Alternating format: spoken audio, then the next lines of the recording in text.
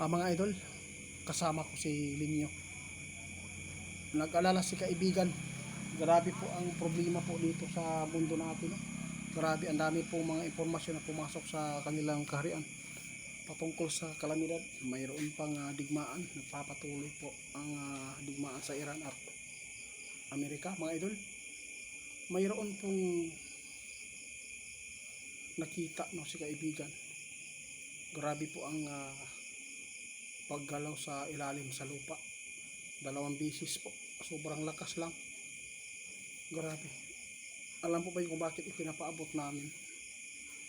Baka po maisahan na naman po ang mga hindi pa nakabangon, no? Sa lahat po ng mga makapanood, kung nakaramdam kayo ng palaging yanig ng lindol kahit may nahina, guys, tandaan nyo, mayroon pang ilalakas yan dahil sa patuloy na bibigay ng sign ang kalikasan. 2 beses po ang paggalaw ngayong alas 8 ng gabi, mga idol. Pinuntahan ako agad ng ating kaibigan, nakakasama ko siya ngayon.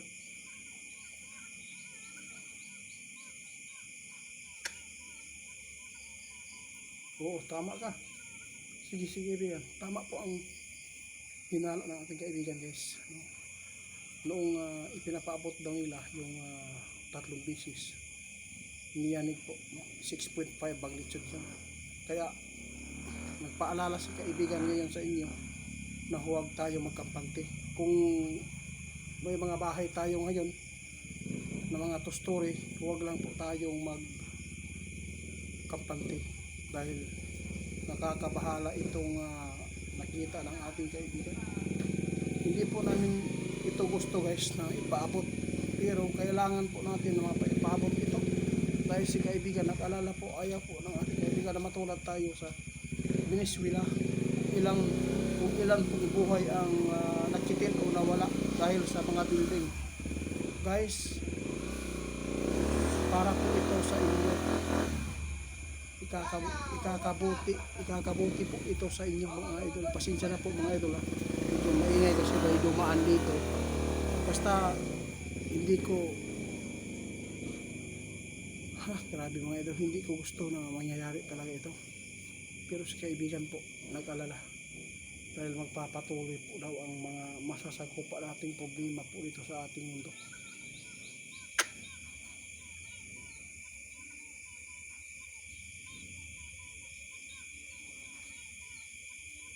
Tama si kaibigan, sabi niya, Itit,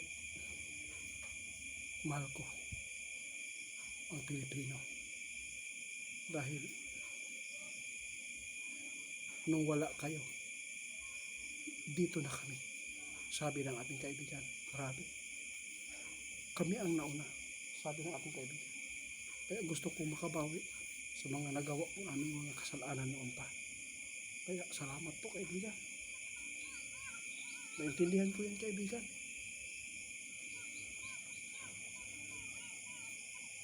Oo, dili, guys, hindi po ito gusto ni kaibigan na ipaabot, pero ayaw din po ng ating kaibigan. Hindi po kaya daw nila ang konsensya kung hindi po niya ipaabot. Baka po mayroon po maligtas po natin kahit isa man lang, 10 na makapaghanda.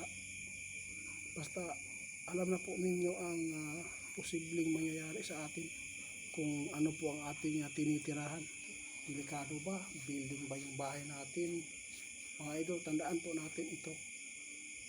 Si kaibigan nag-alala po sa mangyayari dahil napakarami pong mga sakuna ang ating masasagupa ngayong taon na to, at lalo na pagtungtong ng Berman. Tandaan niyo yan, kasi klase sakuna, kalamidad at iba pa.